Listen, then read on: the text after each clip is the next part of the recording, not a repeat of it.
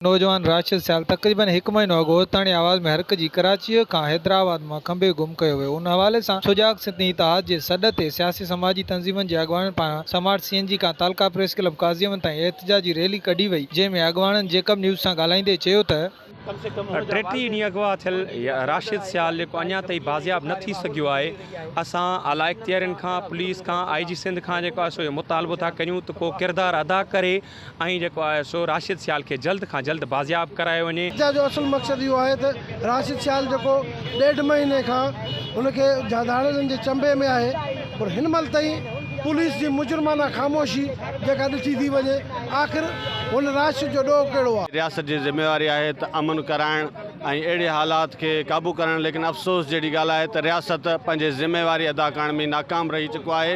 नौजवान राशिद सियाल 27 खां 28 ॾींहंनि खां गुम लॻो पियो आहे। उनखे न SP तनवीर तुनियो आज़ादु कराए सघो आहे, न DIG शेख साहब आज़ादु करे सघियो आहे, न को IG साहब। असां हाई कोर्ट खे अपील कंदासीं त इन्हनि पुलिस वारनि खे सख़्ती सां पाबंद कयो वञे त असांजो छोकिरो जल्द खां जल्द।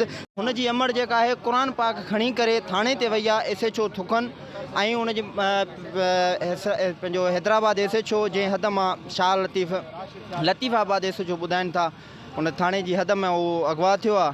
हुनजी अञा ताईं उन जे लाइ को न रेट थियो आहे, न कंहिंखे का ॿध थी आहे, न कंहिंसां कंहिं उन शइ जो को नोटिस वरितो आहे।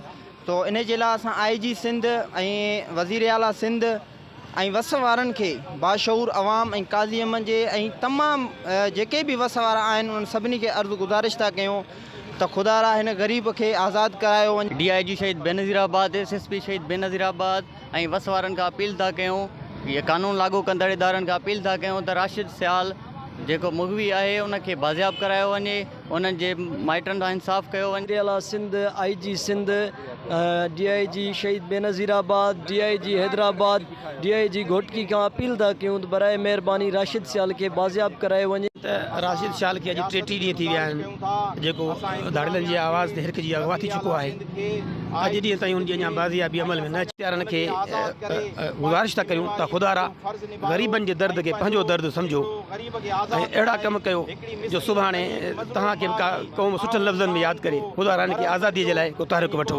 वज़ीर आला Sindh, IG Sindh, chief justice खां मुतालबो था कयूं त राशिद सियाल खे फ़ौरन आज़ादु करायो वञे। अफ़सोस सां इहो चवणो थो पए त असांजी रियासत खे अलाए कहिड़ी निंड आयल आहे। 33 ॾींहंनि खां हिकु नौजवान गुम आहे जंहिंजे घर में रोज़ु राड़ो मतल आहे। मुग़वी राशिद सियाल जेको महीनो खनि थी वियो आहे धाड़ेलनि जे चंबे में आहे, आज़ादु नथो थिए, ग़रीब मिसकीन मज़दूर माण्हू आहे ऐं हुन वटि को वस कोन्हे। धाड़ेल हुननि जे वालदेन खे फ़ोन करे 30 लाख रुपया भुङ था घुरनि। असां इंतिज़ामिया खे, वज़ीर आला सिंध खे, IG सिंध खे, रियासत खे, इंतिज़ामिया खे गुज़ारिश कयूं था, उत्तर सिंध में जेके असांजा DIG SSP साहब लॻल आहिनि उन्हनि खे असां गुज़ारिश कयूं था ख़ुदारा हुनजी वालदेन जेकी आहे हुनजी वालदा उहा पाक करीम जा वास्ता विझे पई सभिनि खे त हुनजो दाद ॿुधो, हुनजी फ़रियाद कयो। IG सिंध तोड़े ॿियनि वसवादनि खां मुतालबो कयो आहे त राशिद सियाल खे आज़ादु कराए माइटनि मां बेचैनी ख़तमु कई वञे। कैमरामैन अब्दुल मजीद सियाल सां गॾु जावेद सियाल, जेकब न्यूज़, काज़ी अहमद।